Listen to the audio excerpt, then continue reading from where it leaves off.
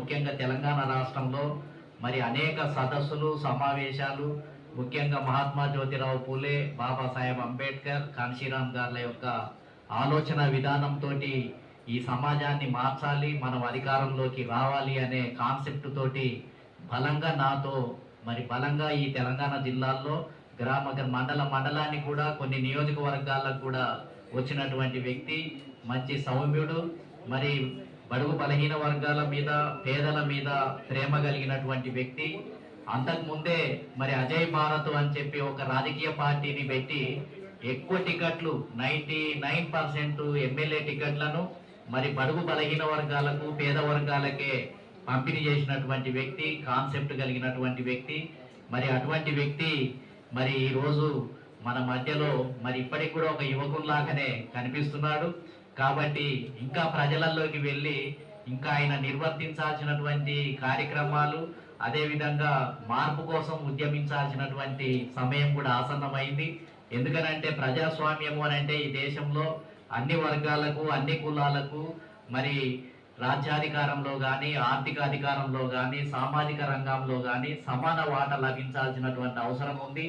ఈ దేశంలో మరి మహాత్మా జ్యోతిరావు పూలే, బాబాసాహెబ్ అంబేద్కర్ వీళ్ళు కోరుకున్నటువంటి రాజ్యము, పరిపాలన ఇంకా రానటువంటి పరిస్థితి ఉంది.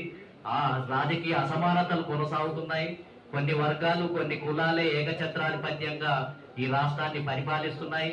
ముఖ్యంగా బడుగు బలహీన వర్గాలు ఇంకా వెనుకబాటుతనంలోనే ఉన్నారు. ఓట్లు వేసేవారుగానే ఉన్నారు, జెండాలను మోసేవారిగానే ఉన్నారు, కుల వృత్తులలోనే ఉన్నారు, రాజకీయ బానిసత్వంలోనే ఉన్నారు. వాళ్ళు ఇంకా అసెంబ్లీలోకి అడుగు పెట్టినటువంటి పరిస్థితి ఉంది.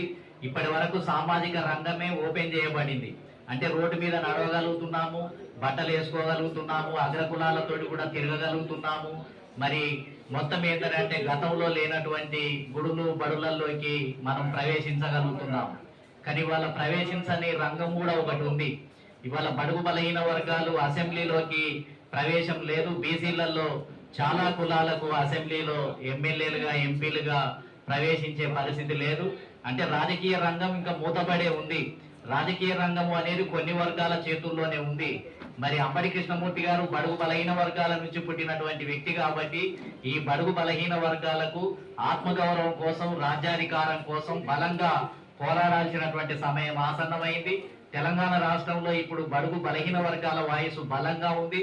ఒకవైపు ఐఎన్టీయూసీ ఉద్యమంలో ఉంటూనే మరొక వైపు మళ్ళీ నాతో గతంలో ఏ విధంగానైతే ఈ తెలంగాణ రాష్ట్రంలో బడుగు బలహీన వర్గాలను ఐక్యం చేయడానికి తిరిగాడో మళ్ళీ ఆ విధంగా మళ్ళీ భుజం